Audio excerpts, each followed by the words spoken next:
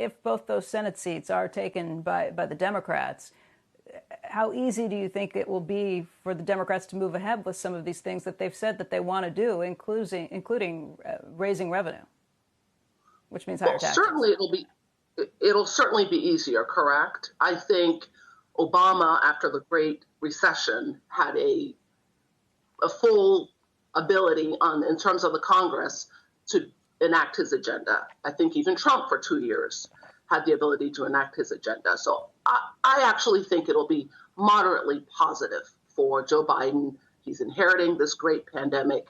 He needs at least 2 years to be able to enact his agenda. Then divided government will step in and improve things. What do you think happens in the 2 years that you're giving him to enact his agenda? You think those are things that don't matter to the market? Oh, absolutely. I think those things do matter to the market. I think the two things I'm looking for is an efficient rollout of the vaccine and an improved public policy response to the pandemic. The U.S. has not won any awards for its response to the pandemic thus far. And if we need this tragedy to be a 1 or 2 year tragedy, we need a good response. Otherwise, it could really be a 5-year tsunami, which I don't think helps anyone. Big picture, hey, Barry, that's what I'm worried about. Yeah. Barry, let's move past this week, the political risk that takes point, that we're looking at this point. What do you think we are facing for 2021, just in terms of what happens with the pandemic, what the recovery potential might be? How do you think that plays out? I think it's going to go generally well.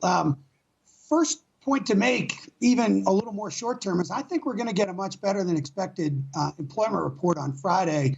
And it looks to me, first of all, like the trends in continuing claims from both the regular state programs and the emergency pandemic programs, which extended to independent contractors, that resumed its downtrend shortly after Thanksgiving. So the market seems to think we've had this big pause in the labor market recovery, and it doesn't look like that to me at all. So, I do think we have these three very significant tailwinds that will be a plus for the market. One is the global trade and manufacturing recovery that I just mentioned.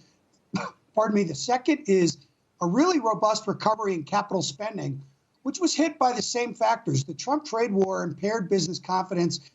That is coming back. All the indicators of capital spending plans are rebounding. And then we've got reflation, which is just the general improvement in prices, particularly in services as the vaccines are rolled out and the service sector starts to recover. So those three tailwinds are going to be fairly serious drivers of performance in the stock market. It should help cyclicals generally, financials, industrials, materials.